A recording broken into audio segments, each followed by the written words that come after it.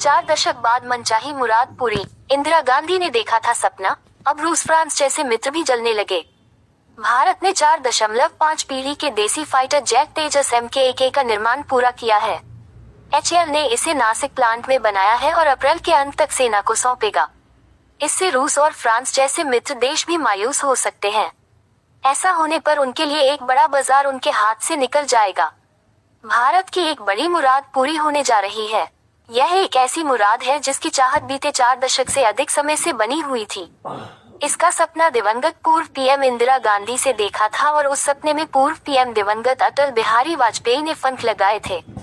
लेकिन ये काम ही इतना जटिल था कि इसे आकार रूप में लेने में 4 दशक से अधिक का समय लग गया। अब जबकि भारत की ये दशकों पुरानी मुराद है पूरी होने जा रही है, तो इससे दुश्मन ही नहीं मित्र देशों का भी जलन होना स्वाभाविक है।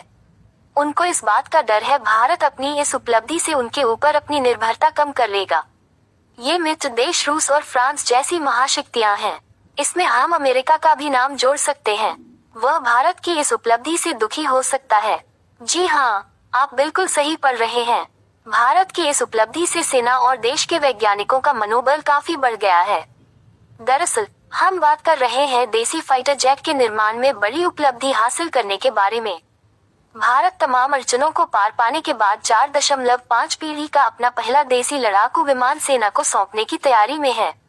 MK-1A फाइटर जेट का निर्माण सार्वजनिक क्षेत्र की विमान निर्माता कंपनी हिंदुस्तान एरोनॉटिक्स लिमिटेड हाल लाइट कम्बैट एयरक्राफ्ट LCA तेजस प्रोग्राम के तहत पहला तेजस MK-1A फाइटर जेट का निर्माण पूरा करने वाली है। भारतीय वायुसेना के ऑर्डर के तहत यह विमान बना है। इस विमान को HAL के नासिक प्लांट में बनाया गया है। इस पहले विमान को अगले माह यानी अप्रैल के अंत तक सेना को सौंपे जाने की संभावना है। Please subscribe and follow. Tejas MK-1A 4.5 पीढ़ी का एक जबरदस्त फाइटर जेट है। इंडियन एयरफोर्स इस वक्त फाइटर जेट्स की भारी कमी से जूझ रही है। उसके पास 42 स्क्वाड्रन होने चाहिए, लेकिन मौजूदा वक्त में एयरफोर्स के पास केवल 31 स्क्वाड्रन मौजूद है।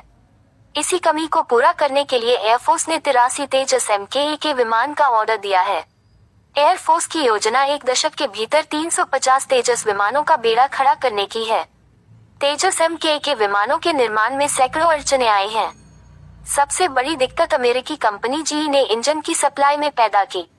HAL का कहना है कि वह समय से एयरफोर्स को इन विमानों की सप्लाई करने की पूरी कोशिश कर रही है। HAL ने हर साल 16 जेट की सप्लाई करने का लक्ष्य तय किया है। अब नासिक प्लांट के बनने के बाद ये क्षमता बढ़कर सालाना 24 जेट की हो जाएगी। HAL के 2 प्लांट बेंगलुरु और नासिक में हैं। तीसरा प्लांट भी नासिक में बना है, जो बेहद एडवांस से। इसमें जेट के निर्माण में लगने वाला समय काफी कम हो जाता है। भारत के वैज्ञानिकों ने 1980 के दशक में लाइट कम्बैट एयरक्राफ्ट LCA बनाने की योजना पर काम शुरू किया। उस समय देश की कमान दिवंगत इंदिरा गांधी के हाथों में थी। इंदिरा गांधी की सरकार ने 1983 में औपचारिक तौर पर LCA प्रोजेक्ट को मंजूरी दी। इसके बाद 1984 में DRDO के अधीन एरोनॉटिकल डेवलपमेंट एजेंसी ADA की स्थापना की गई। लेकिन इसकी आंतरिक और बाहरी कई कारणों की वजह से इस प्रोग्राम की गति काफी धीमी थी। करीब 2 दशक बाद 2001 में इस फाइटर जेट ने अपनी पहली उड़ान भरी। फिर 2003 में तत्कालीन PM दिवंगत अटल बिहारी वाजपेयी ने इस विमान का नाम तेजस दिया। फिर 2015 में इस तेजस को एयरफोर्स में शामिल किया गया। देसी राफेल तेजस एक 4.5 पीढ़ी के फाइटर जेट है।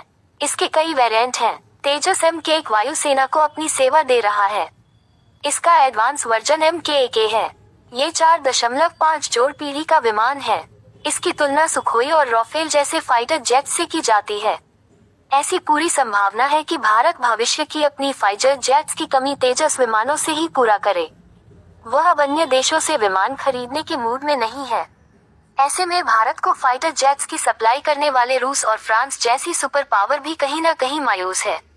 उनके लिए भारत एक बहुत बड़ा बाजार रहा है। भारत रूस से मिग और सुखोई जैसे फाइटर जेट्स खरीद